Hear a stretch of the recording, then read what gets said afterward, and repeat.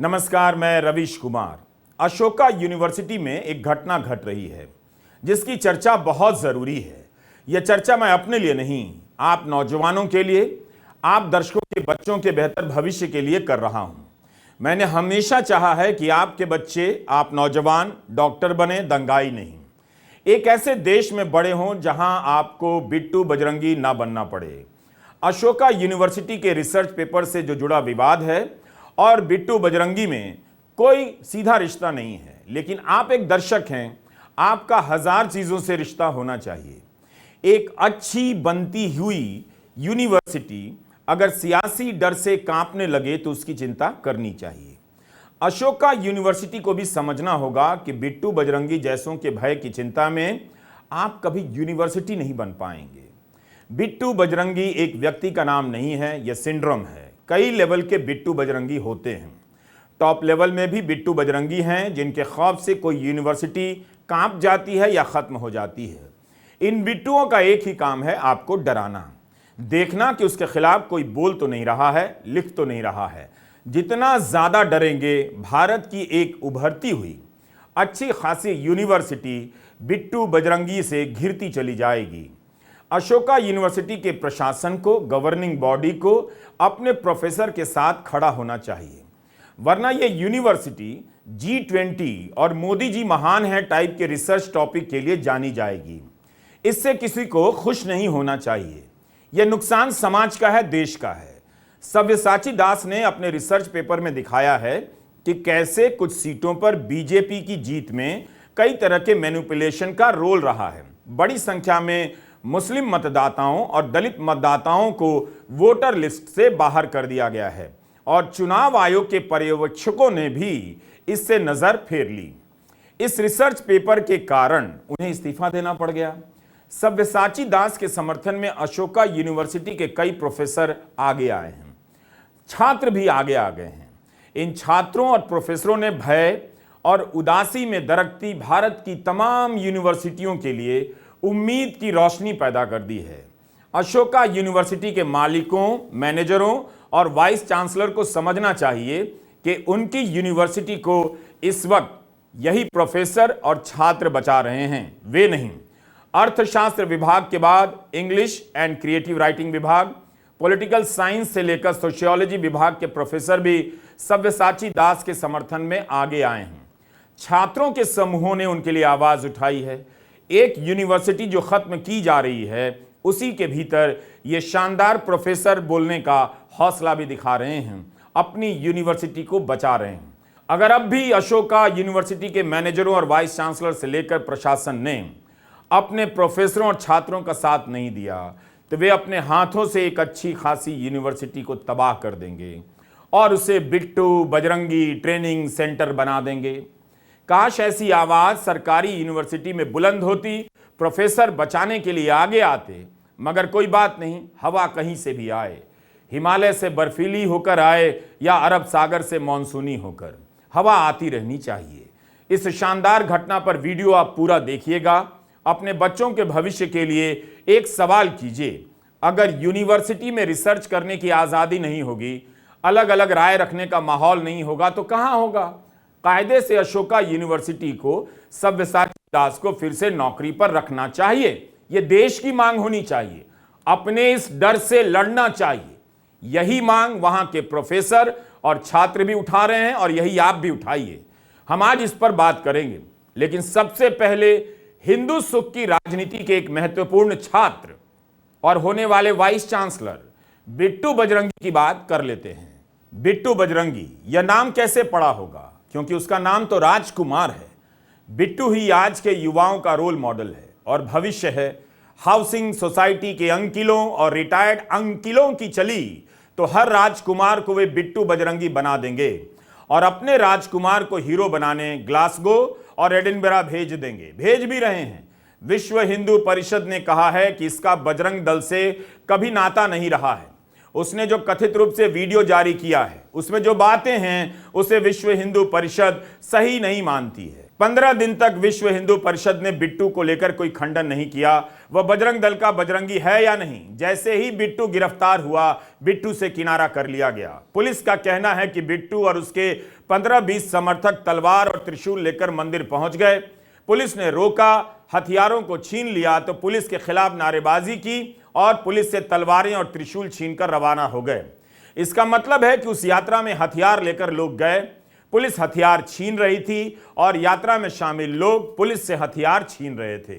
आज बिट्टू बजरंगी के साथ बजरंग दल और विश्व हिंदू परिषद भी नहीं है। पुलिस ने कहा है कि वह गौ रक्षा बजरंग फोर्स का अध्यक्ष था। ऑल्ट न्यूज के मोहम्मद जुबैर ने बिट्टू के बारे में काफी जानकारियां और तस्वीरें साझा की हैं। बिट्टू ही नहीं, कुछ और लोगों के बारे में जुबैर ने जानकारी दी है जो मंदिर परिसर में पुलिस की मौजूदगी में बंदूक चलाते देखे जा रहे हैं। दिल्ली बीजेपी के वरिष्ठ और महत्वपूर्ण नेता कपिल मिश्रा के साथ बिट्टू बजरंगी की तस्वीर जुबैर ने ट्वीट की है।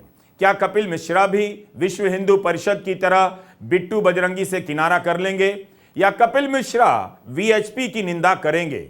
जो वीडियो वायरल हो रहा था उसमें बिट्टू बहुत डरावना लग रहा था। इतने जोश में था कि लगा कि उसके पीछे हिंदू रक्षा के नाम पर भले कोई ना जाए, रिटायर्ड अंकिल और हाउसिंग सोसाइटी के गेट पर मिल जाने वाले कम्युनल अंकिल तो जरूर जाएंगे, मगर अंकिलात भी हवालात के डर से नहीं गए। बिट्टू नफरत की मशीन बन गया। आप बिट्टू से नफरत ना करें, उस मशीन से करें जो किसी राजकुमार को बिट्टू बजरंगी बनाती है। अब आते हैं अशोका यूनिवर्सिटी पर।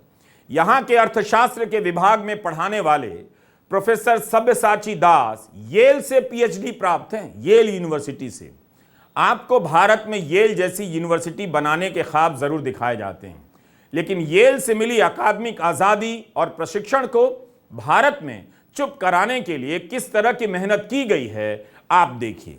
सहायक प्रोफेसर सब्यसाची दास के रिसर्च पेपर का टाइटल है डेमोक्रेटिक बैकस्लाइडिंग इन वर्ल्ड्स लार्जेस्ट डेमोक्रेसी। हिंदी में ऐसा हुआ कि दुनिया के सबसे बड़े लोकतंत्र में लोकतंत्र का पीछे जाना। सब्यसाची दास ने 25 जुलाई को सोशल साइंस रिसर्च नेटवर्क में इसे डाल दिया।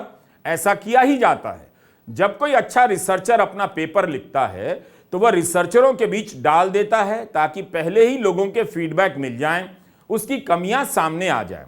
हमारे पास सब्यसाची दास और कुछ जरूरी वीडियो तो नहीं है उनके, लेकिन हमने इस कहानी को आगे बढ़ाने के लिए रोहित के हुनर का सहारा लिया है, एनिमेशन बनाया है। इस रिसर्च में सब्यसाची ने 11 लोकसभा सीटों के नतीजों का अध्ययन कर दावा किया है कि 2019 में जिन सीटों पर हार जीत का अंतर बहुत कम था, वहां पर हेरा फेरी मैनिपुलेशन के लक्षण दिखाई देते हैं। 50 पन्ने के रिसर्च पेपर में उन्होंने 1977 से 2019 के बीच के डेटा का विश्लेषण किया है। वे कहते हैं कि यहां पर मुस्लिम मतदाताओं को खास तौर से टारगेट किए जाने के साक्ष्य मिलते हैं। चुनाव आयोग के पर्यवेक्षकों की निगरानी यहां कम दिखती है। सब्यसाची इस दौरान की मीडिया रिपोर्ट का भी उदाहरण देते हैं कि मुस्लिम मतदाताओं को वोटर लिस्ट से निकाला गया है। 10 अप्रैल 2019 की फ्रंटलाइन में दिव्या त्रिवेदी की रिपोर्ट का शीर्षक है मिसिंग वोटर्स। इसमें दिव्या ने कोलकाता से लेकर हैदराबाद और महाराष्ट्र के इलाकों में अपनी तफ्तीश में पाया था कि मुसलमान और दलितों को बड़ी संख्या में चुनावी सूची से, मतदाता सूची से बाहर कर दिया गया था। दिव्या ने दिखाया है कि सरकार के no voter left behind campaign में 12 करोड़ भारतीय नागरिकों के नाम अंतिम सूची में शामिल नहीं थे।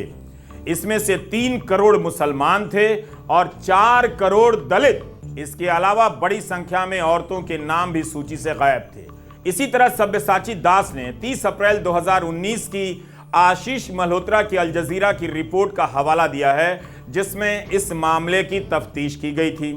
सब्यसाची ने अपने पेपर की प्रस्तावना में लिखा है कि मेरी रिसर्च में सामने आने वाले तथ्यों से लोकतंत्र के भविष्य को लेकर एक चिंताजनक तस्वीर प्रस्तुत होती है। The results present a worrying development for the future of democracy. इस रिसर्च को लेकर बहस शुरू भी नहीं हुई कि अशोका यूनिवर्सिटी ने पब्लिक में ट्वीट कर दिया कि यूनिवर्सिटी का यह स्टैंड नहीं है, उसका कहां से लेना देना? अगर यूनिवर्सिटी ऐसे थर-थर कांपेगी तो कैसे काम चलेगा? अशोका यूनिवर्सिटी का 1 अगस्त का आप ट्वीट देखेंगे, हैरान रह जाएंगे कि ये यूनिवर्सिटी है।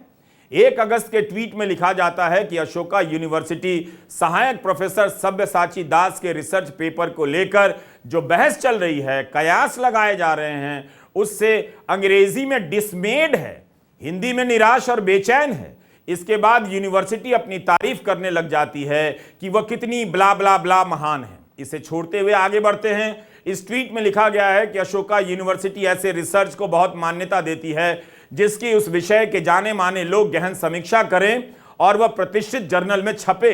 लेकिन हमारी जानकारी में इस रिसर्च पेपर की समीक्षा नहीं हुई है, ना ही किसी जर्नल में छपी है। सोशल मीडिया में जो आया है वह अशोका यूनिवर्सिटी का स्टैंड यानी मत नहीं है। एक रिसर्च पेपर को लेकर जो बहस हो रही है उससे एक यूनिवर्सिटी निराश क्यों है, बेचैन क्यों है, डिसमेड क्यों है? तो फिर यूनिवर्सिटी किस लिए है और रिसर्च ही क्यों है? अशोका यूनिवर्सिटी को पता है कि वह एक बाजार में काम करती है। उस बाजार में लोग बहुत उम्मीद से और बहुत पैसे देकर वहां पढ़ने जाते हैं। पढ़ने वाले छात्र और पढ़ाने वाले शिक्षक अच्छे हैं। यह सुखद संयोग बन जाता है तो सरकारी कॉलेजों में नहीं बन पाता कई बार। लेकिन एक रिसर्च पेपर से यूनिवर्सिटी इतनी हिल जाएगी जैसे बिट्टू की गिरफ्तारी से विश्व हिंदू परिषद के लोग हिल गए और उससे किनारा कर लिया। हो क्या रहा है इस देश में? Tell me. सहायक प्रोफेसर सब्यसाची दास को यूनिवर्सिटी ने इस तरह से भरी पब्लिक में अपमानित कर दिया। क्या इसके पीछे यह कारण नहीं था कि रिसर्च पेपर बीजेपी की जीत पर सवाल खड़े करता है, मतदाता सूची से एक बड़े वर्ग को हटाने पर सवाल करता है? यूनिवर्सिटी को किससे डर है? क्या उसका लाइसेंस रद्द हो जाएगा? लेकिन यह डर तो हमेशा रहेगा। तो क्यों ना इस डर का सामना यूनिवर्सिटी करती है। अगर सरकार को यही मंजूर है तो बंद हो जाए यूनिवर्सिटी। डर से आप यूनिवर्सिटी को बचा भी लेंगे तो क्या बचा लेंगे? G20 पर फर्जी रिसर्च करेंगे, यही आजादी मिलेगी। इससे क्या यूनिवर्सिटी का टेंशन खत्म हो जाएगा? क्या अशोका यूनिवर्सिटी को याद नहीं कि 2019 की जीत के बाद खुद प्रधानमंत्री मोदी ने बीजेपी मुख्यालय में पत्रकारों से कहा था कि इतनी बड़ी जीत पर रिसर्च होनी चाहिए, एनालिसिस होनी चाहिए। तब फिर यूनिवर्सिटी डरकर प्रधानमंत्री को क्यों बदनाम करती है? देश में एक्चुअली जनता के बीच में निर्णय करने का अवसर आया हो और उसमें सरकार बनती हो, ये मौका 14 में मिला और दूसरा मौका अभी 19 में मिल रहा है। कभी न कभी इसका एनालिसिस आपके यहाँ जो पंडित लोग हैं उन्होंने जरूर करना चाहिए। यूनिवर्सिटी बनती है छात्रों के लिखने, बोलने और बहस की आजादी से, वरना कैफेटेरिया और मॉल जैसी इमारतें तो इस देश में बहुत हैं। अच्छी बात है कि महंगी फीस देने वाले छात्र भी यह बात समझते हैं और जागरूक हैं। इसलिए सबसे पहले उन्होंने सब्यसाची दास के समर्थन में पत्र लिख दिया। इस बात के लिए अशोका यूनिवर्सिटी के ये छात्र गर्व कर सकते हैं कि वे अपने प्रोफेसर के लिए खड़े हुए। सिर्फ प्रोफेसर ही नहीं, भारत में यूनिवर्सिटी के भविष्य के लिए और अपने पैसे के लिए। आप पैसा देते हैं तो आप डिजर्व भी करते हैं कि आपको अच्छी यूनिवर्सिटी मिले। ये लड़ाई किसी और की नहीं है, आप छात्रों की है जो आप लड़ रहे हैं। यहाँ के छात्रों ने 15 अगस्त को ही मांग कर दी कि प्रोफेसर दास और बालाकृष्णन को बिना शर्त नौकरी पर वापस बुलाइए। छात्रों ने प्रताप भानु मेहता और अरविंद सुब्रमण्यम के इस्तीफों का हवाला भी दिया है और कहा है कि आज एक बार फिर से अशोका में वो घटना दोहराई गई है। पारदर्शिता और जवाबदेही की मांग की गई है। इन छात्रों पर गर्व करने का यह समय है और सलाम भेजने का। छात्रों ने कहा है कि यूनिवर्सिटी एक ओपन टाउन हॉल का आयोजन करे जहां हाल की घटनाओं में लिए गए कदम के पीछे का तर्क समझाए। इस घटना से जो मुद्दे सामने आए हैं उन पर प्रशासन की क्या राय है और आने वाले दिनों में क्या फैसले लिए जाएंगे, इसे बताया जाए। यह होता है छात्र जीवन और इसी के लिए होता है छात्र जीवन। अशोका के पीएचडी करने वाले छात्रों ने भी पत्र लिखा है कि जो हो रहा है वो अकादमिक स्वतंत्रता के लिए अच्छा नहीं है। अकादमिक स्वतंत्रता वैकल्पिक चीज नहीं है बल्कि अनिवार्य जरूरत है, तभी कोई यूनिवर्सिटी बची रह पाएगी। अशोका के छात्र और प्रोफेसरों ने वाकई कमाल किया है। 6 साल से दिल्ली विश्वविद्यालय के हिंदू कॉलेज में दर्शन शास्त्र पढ़ा रहे समरवीर परमानेंट होने की प्रक्रिया से निकाले जाने के बाद अवसाद में चले गए और खुदकुशी से उनकी मृत्यु हो गई। उनके समर्थन में थोड़े बहुत प्रदर्शन हुए मगर वो सब खत्म हो गए। क्या आपने देखा कि वहां के छात्रों और शिक्षकों ने अशोका यूनिवर्सिटी की तरह एकजुट होकर अपने साथी शिक्षक के लिए इस तरह से आवाज़ उठाई हो। उन तमाम शिक्षकों के लिए आवाज़ उठाई हो जो वर्षों एडहॉक यानी कॉन्ट्रैक्ट पर पढ़ाने के बाद एक झटके में नौकरियों से निकाल दिए गए। किस किस तरह के किस्से दिल्ली यूनिवर्सिटी में घूम रहे हैं आप पता कीजिए। अशोका के छात्रों और शिक्षकों ने एक मिसाल कायम की है कि कैसे अपने साथियों के लिए और शिक्षकों के लिए खड़ा हुआ जाता है। सब्यसाची दास का जब मामला सामने आया तब अकादमिक जगत में सनसनी सी फैल गई कि अशोका यूनिवर्सिटी के कई प्रोफेसर बड़े नाम वाले, उनका शानदार रिसर्च और करियर रहा है, वे क्यों चुप हैं। लेकिन जल्दी ही वहां के प्रोफेसर बोलने लग गए। सबसे पहले सब्यसाची दास के विभाग के प्रोफेसर पुलाप्रे बालाकृष्णन ने इस्तीफा दे दिया। पुलाप्रे बालाकृष्णन अर्थशास्त्र विभाग के प्रोफेसर हैं, ऑक्सफोर्ड यूनिवर्सिटी में पढ़ा चुके हैं, कैम्ब्रिज से पीएचडी किया उन्होंने। द वायर ने इसकी रिपोर्टिंग की थी, मगर आवाज खामोश नहीं हुई। यूनिवर्सिटी के भीतर जो हवा चल रही थी वो तेज होने लगी। उसने ये देखना बंद कर दिया हवा ने कि हिमालय से उतर कर आ रही है या अरब सागर से चलकर। अर्थशास्त्र विभाग के बाकी सहयोगियों ने अशोका यूनिवर्सिटी को खुला पत्र लिख दिया। प्रोफेसर अश्विनी देशपांडे ने ट्वीट कर दिया, शुक्रिया प्रोफेसर देशपांडे, जिस तरह से यूनिवर्सिटी ने सब्यसाची दास का इस्तीफा स्वीकार किया है उसमें यूनिवर्सिटी के नेतृत्व के प्रति अर्थशास्त्र विभाग और अन्य विभागों के सहयोगियों और छात्रों का विश्वास हिल गया है। प्रोफेसर दास ने किसी भी अकादमिक चलन को नहीं तोड़ा है। उनकी स्टडी के अकादमिक विश्लेषण की प्रक्रिया में गवर्निंग बॉडी का दखल देना एक तरह से उसकी तरफ से प्रताड़ित करना ही माना जाएगा। यह अकादमिक स्वतंत्रता को कम करता है, मजबूर करता है कि विद्वान डर के माहौल में काम करें। हम इसकी कड़ी से कड़ी निंदा करते हैं। अशोका यूनिवर्सिटी के अर्थशास्त्र विभाग ने बहुत मेहनत से अपनी साख बनाई है। गवर्निंग बॉडी के इस कदम से विभाग के अस्तित्व को ही खतरा पहुंच रहा है। हो सकता है कि कई प्रोफेसर डिपार्टमेंट छोड़कर चले जाएं और नए यहां आने से कतराने लग जाएं। कितनी सही बात है। अर्थशास्त्र विभाग के प्रोफेसरों ने कितनी सही बात लिखी है। अगर यूनिवर्सिटी का प्रशासन रिसर्च में और पढ़ाने के काम में दखल देने लग जाएगा तो प्रोफेसर हर समय भय के माहौल में रहेंगे, पढ़ाएंगे क्या। यह डर दरअसल किसका है, यह सवाल पूछिए। किससे डर फैल रहा है चारों तरफ, क्या आप जानते हैं? सोचिए, इनका डर, उनका डर कहां कहां बिट्टू बजरंगी बनकर फेरे लगा रहा है। अशोका यूनिवर्सिटी के अर्थशास्त्र विभाग के प्रोफेसरों ने आज अपनी नहीं बाकी सभी प्राइवेट यूनिवर्सिटी के प्रोफेसरों के लिए, छात्रों के लिए आवाज बुलंद की है। अर्थशास्त्र विभाग ने मांग की है कि सब्यसाची दास को बिना शर्त वापस लाइए। गारंटी दीजिए कि गवर्निंग बॉडी का रिसर्च की प्रक्रिया में कोई रोल नहीं होगा। यह कोई साधारण यूनिवर्सिटी नहीं है और ना ही घटना है। पूरी दुनिया में लोग इसे देख रहे होंगे। अशोका यूनिवर्सिटी का प्रशासन अगर सरकार के दबाव में झुक गया तो यूनिवर्सिटी की दुनिया में भारत की छवि कितनी खराब होगी और अशोका यूनिवर्सिटी की आप सोच नहीं सकते। शिक्षकों ने कह दिया कि मॉनसून सत्र के शुरू होने से पहले इसका समाधान होना चाहिए, वरना वे पढ़ाने का दायित्व नहीं निभा पाएंगे। आज न कल उस बिट्टू बजरंगी के भय से सभी को बाहर आना पड़ेगा, नहीं तो कुछ बचेगा नहीं। अशोका यूनिवर्सिटी बोलने लगी है। 87 फैकल्टी ने अकादमिक स्वतंत्रता को लेकर एक पत्र लिखा है।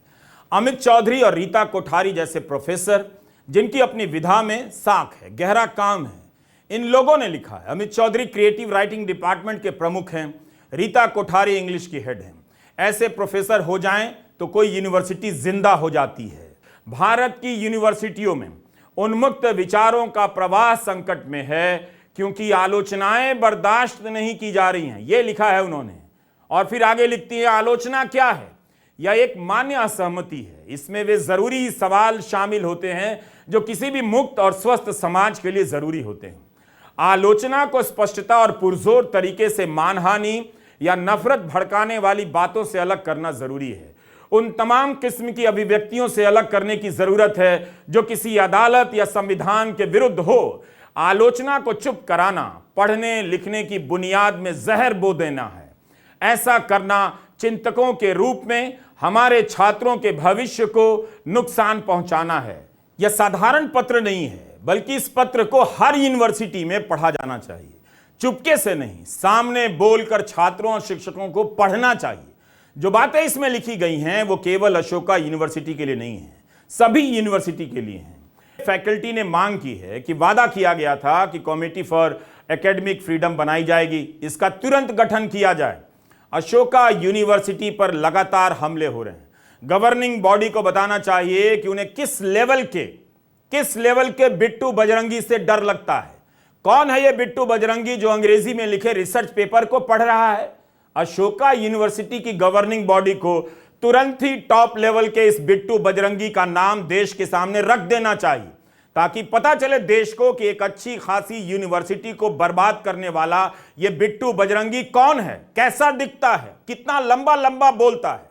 फरवरी 2016-17 के बजट के भाषण में अरुण जेटली ने इंस्टीट्यूट ऑफ एमिनेंस का प्रस्ताव रखते हुए कुछ बातें कही थी। कहा था कि हम उच्च शिक्षण संस्थानों के सशक्तिकरण के लिए प्रतिबद्ध हैं, ताकि उन्हें विश्व स्तरीय शिक्षण और अनुसंधान संस्थाएं बनने में मदद मिल सके।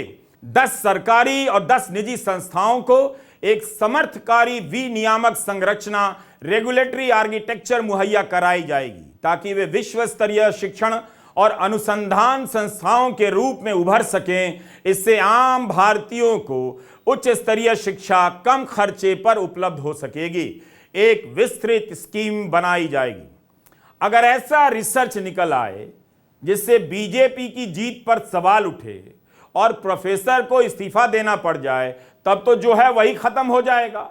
विश्व स्तरीय बनाने का ख्वाब तो वैसे भी छोड़ दीजिए, और किस तरह से बन रहा है वो देख लीजिए। हम बता रहे हैं 2016-17 से 2023 आधा बीत गया। क्या आपको पता भी है कि कितने ऐसे संस्थानों को भारत सरकार की मदद से विश्व स्तरीय बनाया जा सकता है, बनाया जा रहा है? 2017 में अगले 5 साल के लिए 10,000 करोड़ का प्रावधान किया गया था। 5 साल इसके भी बीत गए। 20 संस्थानों को यह दर्जा देना था, दिया गया 12 को ही। यह सब कहा गया है मार्च 2023 में संसद की स्थायी समिति की पेश की गई रिपोर्ट में। 10,000 करोड़ देने का वादा किया गया था, मिला 3,000 करोड़। यह हाल है उस सरकार का जो विश्व स्तरीय संस्थान बनाना चाहती थी। 10 साल में दुनिया की 500 चोटी के संस्थानों में इन 20 को पहुंचा देना चाहती थी। कौन कौन पहुंचा है किसी को पता नहीं। इसमें लिखा है कि इन संस्थानों को लेटर ऑफ इंटेंट दिया गया, जो केवल 3 साल के लिए ही मान्य था। उसमें यह बात लिखी गई थी कि 3 साल के भीतर उन्हें सारी चीजें तैयार कर लेनी है, ताकि उन्हें इंस्टीट्यूट ऑफ एमिनेंस का दर्जा दिया जा सके। यह एनिमेशन है जो मैं दिखा रहा हूं, जो स्क्रीन पर चल रहा है। यूनिवर्सिटी इतनी जल्दी नहीं बनती एनिमेशन की तरह। रील्स बनाइए और इंस्टा पर डाल दिया कि वर्ल्ड क्लास हो गए, ऐसा नहीं होता भाई। 29 मार्च 2023 के इंडियन एक्सप्रेस में रितिका चोपड़ा की रिपोर्ट छपी है कि जियो इंस्टीट्यूट को शामिल किया गया था। उस यूनिवर्सिटी का क्या हाल है आप खुद भी पता कर लीजिए। एक्सप्रेस की पुरानी रिपोर्ट निकालकर पढ़िए। इसमें लिखा है कि 52 एकड़ का जियो का कैंपस है। मात्र 2 पाठ्यक्रमों में 120 छात्रों का नामांकन हुआ है। केवल 6 फुल टाइम प्रोफेसर हैं। इसकी इमारतें खाली नजर आती हैं, उनका इस्तेमाल नजर नहीं आता। यह मार्च महीने की रिपोर्ट है। इन 4 महीनों में क्या बदला है इसकी जानकारी हमें नहीं है। इसमें केवल जियो की कहानी नहीं है, बाकी कुछ और संस्थाओं की कहानी है। आप पढ़िए। बड़ी बड़ी बातें करते हैं, ये कर देंगे वो कर देंगे। इधर लाखों की संख्या में छात्र बाहर की यूनिवर्सिटी में पढ़ने के लिए भारत छोड़ निकल गए। सबके पास पैसा नहीं था, मगर बहुतों को समझ आ गया कि अपना जीवन बचाना है तो यहां से जल्दी निकलो, कट लो। 5 साल में करीब 25 लाख छात्र विदेश चले गए पढ़ने। ये संसद में सरकार ने जो जवाब दिया है उसी का डेटा बता रहा हूं। सोचिए अगर भारत की यूनिवर्सिटी का वातावरण इस एनिमेशन के जैसा हो, खुला सा हो, डर भय ना रहे, तो इतने छात्र पढ़ाई के लिए पलायन नहीं करते। मगर छात्रों को पता चल रहा है कि क्या हो रहा है। उन्हें समझ आ गया है कि भारत में ऐसी यूनिवर्सिटी तो मिल जाएगी जो देखने में सुंदर होगी, लेकिन वहां आप G20 और विश्वगुरु भारत पर निबंध ही लिख पाएंगे। मगर इसकी आलोचना करेंगे तो आपकी नौकरी चली जाएगी, रिसर्च पेपर रद्द कर दिया जाएगा, या इंटरव्यू में आलोचना कर देंगे तो नौकरी ही नहीं मिलेगी। 2018 में 5 लाख से अधिक छात्र गए। 2022 में ऐसे छात्रों की संख्या 7.5 लाख से अधिक हो गई। इसलिए अशोका यूनिवर्सिटी के प्रोफेसर और छात्र आपकी भी लड़ाई लड़ रहे हैं। Indian institute of management Bengaluru के प्रोफेसरों ने भी हिम्मत का काम किया है। कॉरपोरेट जगत को पत्र लिख दिया है कि नफरत फैलाने वाले गोदी मीडिया को विज्ञापन ना दें। इन आवाजों को गौर से सुनिए, पता कीजिए किसी नई शुरुआत की आवाज है या किसी चीज के हमेशा के लिए खत्म हो जाने की अंतिम चीज।